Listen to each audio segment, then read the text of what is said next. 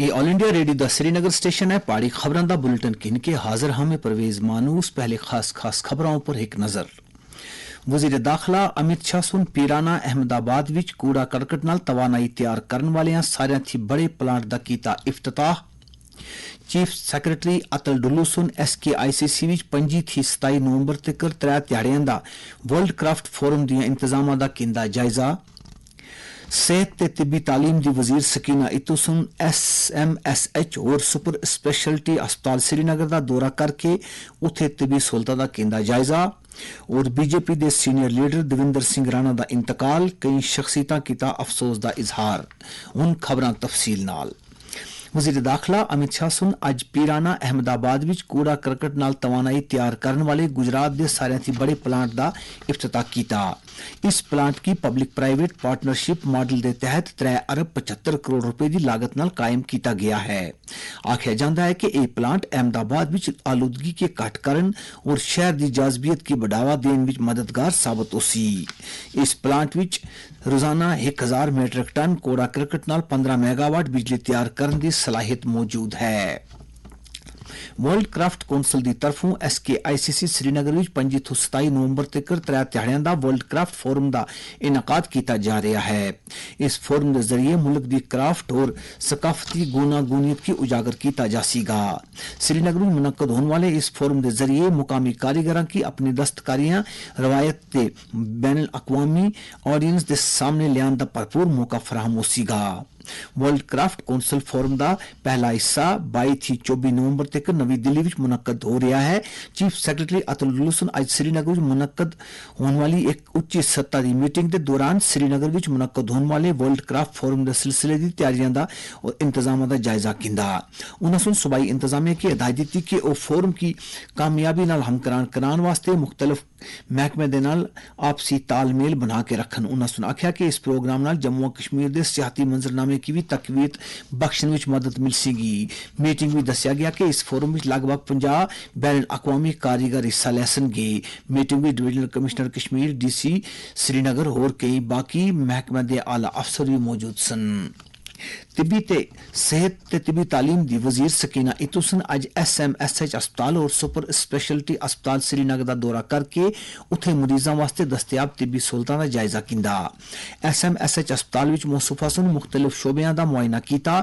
इस दौरान उन्हां सुन डॉक्टरां ते नीम तिब्बी अमले दे नाल गल कीती और उन्हां पर जोर दिता कि वह मरीजों वास्ते मियारी तिब्बी ते तशखीसी सहूलतां दस्तयाब रखन। उन्हां सुन मरीजों के तीमारदारां नाल भी गल की और मुख्तलिफ सहूलतां के बारे में जानकारी हासिल की। बाद में दोवां अस्पतालों के अफसरां की एक मीटिंग खिताब करदे सकीना इतुसन ने आख्या कि मौजूदा हुकूमत जम्मू कश्मीर विच सेहत के मुतलक बुनियादी ढांचे की बाधा देने वास्ते पुरअज़म है। उन्होंने आख्या कि अफरादी क़ुव्वत की किल्लत की दूर करने वास्ते कई तरजीही बुनियादों पर इकदाम किए जा रहे हैं। बीजेपी के सीनियर लीडर देविंदर सिंह राणा फौत हो गए हैं। वो 59 साल दे सन और पिछले कुछ ध्याड़ियां थी फरीदाबाद के एक अस्पताल जेरे इलाज सन, जिथे उन्हें सुन राती के दौरान आखिरी साह लिता। मरकजी वजीर ममलिकत जितेंद्र सिंह दे बरादर असगर देविंदर सिंह राणा हालिया असम्बली चुनाव नगरोटा हल्के थी जम्मू कश्मीर वास्ते मुंतखब हुए सन। इससे पहले नेशनल कॉन्फ्रेंस कांग्रेस इत्तेहाद की सरकार विच वजीर आला उमर अब्दुल्ला दे सियासी मुशीर रह देन। वो जम्मू कश्मीर की सियासत विच एक बड़े और कद आवर लीडर में शुमार किए जाते सन। सारे थी वो पहले वो कानून साज कौंसल के रुकन मुंतखब हुए सन, जिसके बाद 2014 में नेशनल कॉन्फ्रेंस टिकट पर नगरोटा असम्बली हल्के के मेंबर बन गए। वो एक सरकर्दा ताजर भी सन जिन्हें सुन नेशनल कॉन्फ्रेंस में कई साल तक रहने के बाद 2021 बीजेपी में शमूलियत इख्तियार की सी। देविंदर सिंह राणा दे फौत होने पर कई सरकर्दा लीडर सुन ताजियत का इजहार किया। वज़ीर-ए-आज़म नरेंद्र मोदी सुन उन्होंने इंतकाल की खबर की इंतहाई अफसोसनाक करार देंदे आख्या कि अनजहानी सुन जम्मू कश्मीर की तरक्की वास्ते अनथक कम किया। एक सोशल मीडिया पोस्ट में नरेंद्र मोदी सुन आख्या कि अनजहानी सुन हाल ही असम्बली चुनाव जीत लिता सा और उन्होंने सुन जम्मू कश्मीर बीजेपी की मजबूत बनाने एक सरगर्म रोल अदा किया है। मोदी सुन आख्या कि गम की इस घड़ी में उन्होंने कुनबे के नाल हिमायत खड़े हैं, ਲੈਫਟੀਨੈਂਟ ਗਵਰਨਰ ਮਨੋਜ ਸੈਨਾ ਔਰ ਵਜ਼ੀਰ ਆਲਾ ਉਮਰ ਅਬਦੁੱਲਾ ਸੁਨ ਵੀ ਉਹਨਾਂ ਦੇ ਫੌਤ ਹੋਣ ਪਰ ਉਹਨਾਂ ਦੇ ਅਹਿਲੇ ਖਾਨਾ ਨਾਲ ਰੰਜੋ ਗਮ ਦਾ ਇਜ਼ਹਾਰ ਕੀਤਾ। ਬਾਕੀ ਕਈ ਅਹਿਮ ਸ਼ਖਸੀਅਤਾਂ ਵੀ ਦਵਿੰਦਰ ਰਾਣਾ ਦੇ ਫੌਤ ਹੋਣੇ ਪਰ ਅਫਸੋਸ ਦਾ ਇਜ਼ਹਾਰ ਕੀਤਾ ਹੈ। ਇਹ ਖਬਰਾਂ ਆਲ ਇੰਡੀਆ ਰੇਡੀਓ ਤੋਂ ਨਸ਼ਰ ਕੀਤੀਆਂ ਜਾ ਰਹੀਆਂ ਹਨ। ਵਜ਼ੀਰ ਆਜ਼ਮ ਦੇ ਇਕਤਸਾਦੀ ਐਡਵਾਈਜ਼ਰ ਕੌਂਸਲ ਦੇ ਚੇਅਰਮੈਨ ਡਾਕਟਰ ਵਿਵੇਕ ਦੇਬ ਰਾਏ ਅੱਜ ਸਵੇਰੇ ਐਮਜ਼ ਨਵੀਂ ਦਿੱਲੀ ਵਿੱਚ ਇੰਤਕਾਲ ਕਰ ਗਏ। ਉਹਨਾਂ ਦੀ ਉਮਰ 69 ਸਾਲ ਥੀ। ਉਹਨਾਂ ਕੱਲ ਹਸਪਤਾਲ ਵਿੱਚ ਭਰਤੀ ਕਰਾਇਆ ਗਿਆ ਸੀ। ਵਜ਼ੀਰ ਆਜ਼ਮ ਨਰਿੰਦਰ ਮੋਦੀ ਸੁਨ ਉਹਨਾਂ ਦੇ ਇੰਤਕਾਲ ਉੱਪਰ ਡੂੰਘੇ ਦੁੱਖ ਤੇ ਸਦਮੇ ਦਾ ਇਜ਼ਹਾਰ ਕੀਤਾ ਹੈ। ਇੱਕ ਸੋਸ਼ਲ ਮੀਡੀਆ ਪੋਸਟ ਵਿੱਚ ਵਜ਼ੀਰ ਆਜ਼ਮ ਸੁਨ ਡਾਕਟਰ ਦੇਬ ਰਾਏ ਕੀ ਇੱਕ ਅਜ਼ੀਮ ਸਕਾਲਰ करार ਦਿੱਤਾ ਜਿਨ੍ਹਾਂ ਇਕਤਸਾਦੀयात, तवारीख, कल्चर, सियासत, रूहानियत और बाकी अहम शोबियां ऊपर काफी दस्तरस असर सी। उधर लेफ्टिनेंट गवर्नर मनोज सैना भी आन जाने के इंतकाल पर रजोगम का इजहार किया है।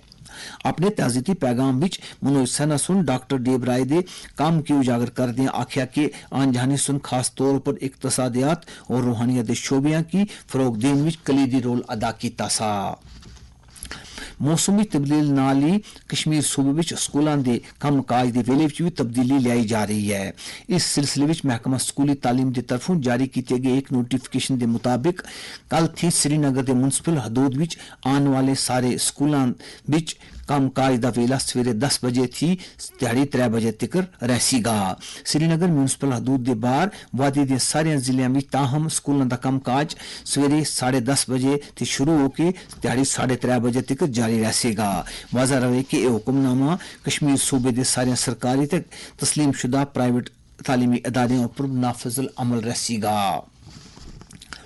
मुल्क विच रोशनियां दे त्यौहार दीपावली की तकरीबात जोर ते शोर नाल जारी है। मुल्क के बेशतर हिस्सों में दिवाली कल ही मनाई गई सी ताहम जम्मू कश्मीर समेत कई इलाकों में यह त्यौहार अज मनाया जा रहा है। इस ताल्लुक नाल अज भी हिंदुओं मंदिरों में श्रद्धालुओं का तांता बंधिया दा है और सवेल थी श्रद्धालु पूजा पाठ विच मसरूफ हैं। दिवाली दे इस सिलसिले विच बाजारां विच काफी गहमागामी तकन की मिल रही है। एक पासे घरां ते इमारतां दा चरागा किया जा रहा है तो दूजे पासे लोग खास तौर नाल बच्चे पटाखे सर करके त्यौहार की शान की मजीद दुबाला कर रहे हैं। अमूरी नौजवान और खेल कूद के मरकजी वजीर मनसुख मंडविया सुन नौजवानों पर जोर दिता है कि वह नेशनल यूथ अवार्ड 2022-23 वास्ते दरखास्तां देन। ये अवार्ड 15 थी 29 साल दियां नौजवानों और उन्हां तंजीमां की दिता जांदा है जिन्हां सुन समाजी खिदमतां दे शोबे विच मसलन सेहत, इंसानी हकूक की बाधा देना, फाल शहरियत और कम्युनिटी खिदमात विच बेमिसाल काम अंजाम दिता होवे। अवार्ड के तहत बंदे की एक मेडल, एक संद और 1 लाख रुपए नकद दिते जाते हैं। ताहम किसी भी तंजीम की इस अवार्ड के तहत 3 लाख रुपए का नकदी इनाम दिता जा रहा है। वाज़ा रहे कि नेशनल यूथ अवार्ड 2022-23 वास्ते दरखास्तां वज़ारत दाखिला दे कामन अवार्ड पोर्टल के जरिए 1 नवंबर थी 15 नवंबर तक जमा कराई सकती हैं। लद्दाख सुन भी कल अपना 6वां योम तासीस मनाया। इस सिलसिले में करगिल के सईद मेहदी मेमोरियल हाल में एक तकरीब मुनक्कद हुई जिस विच मुख्तलिफ स्कूलों ते कॉलेजां थी आए दियां तालिब इल्मां और मुकामी फनकारां सुन डांस ते मौसीकी पेश करके करगिल के अजीम सकाफत की झलकियां पेश कीतियां। इस मौके पर मुख्तलिफ महकमे की तरफों जानकारी के स्टाल लाए गए सन जिन्हां विच उन्हां दे महकमे दी हुण तक दी कामयाबियां ते सरकार दी मौजूदा स्कीमां दे बारे भी जानकारी दस्तयाब सी। अमरीका में 5 नवंबर की होने वाले सदारती चुनाव वास्ते हुण एक हफ्ते थी भी घट वेला रह गया है। उथे डेमोक्रेटिक पार्टी दी कमला हैरिस और रिपब्लिक पार्टी दे डोनाल्ड ट्रंप के विचकार सख्त मुकाबला है।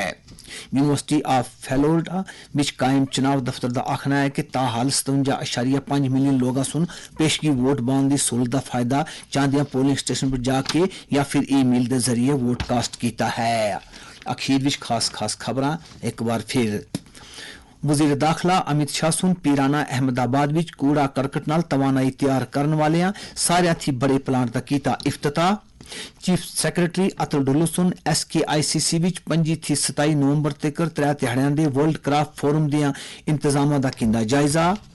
सेहत ते तिबी तालीम की वजीर सकीना इत्तू सुन SMSH और सुपर स्पेशलिटी अस्पताल श्रीनगर का दौरा करके तिबी सहूलतों का कीता जायजा।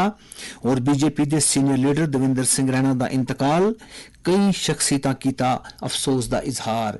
इसे दे नाल पहाड़ी खबरां दा ए बुलेटिन मुक गया।